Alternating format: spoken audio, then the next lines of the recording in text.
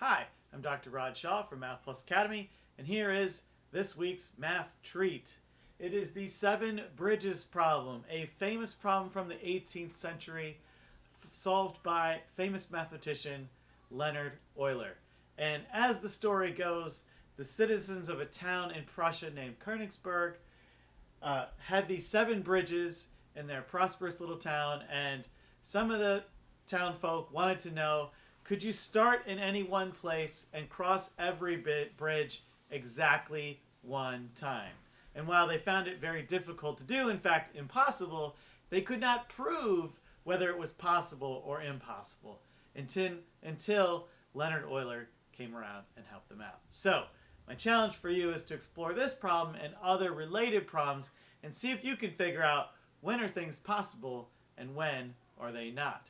But just to show you how this works, you would pick any of these land regions up here, down here, or these two islands in the middle of the river to start from, and then you just go crossing each bridge exactly once until you can't do anything else.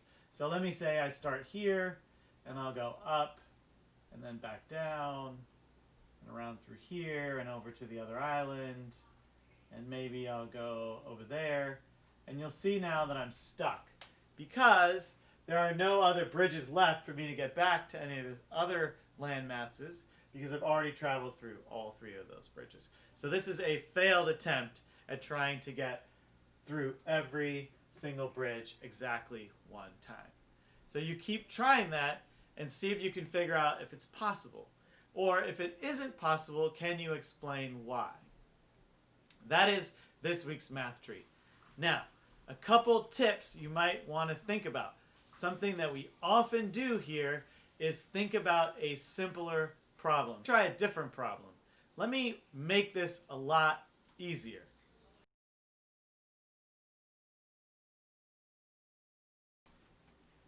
Here is a significantly easier problem. A landmass, a river in between with a bridge. Can you solve this problem? Well, indeed you can. You start either on the top or the bottom, it doesn't matter.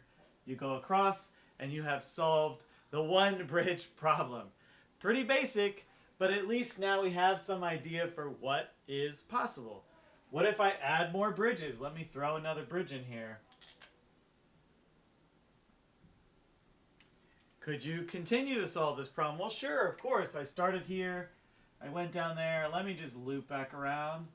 Problem solved. Now I've done both bridges. And I think you could see how if we keep adding bridges, it'll still be the same. Now let's add maybe another landmass and some more bridges and see what's possible. So maybe put a landmass here and one there and one there, and maybe throw in a bridge here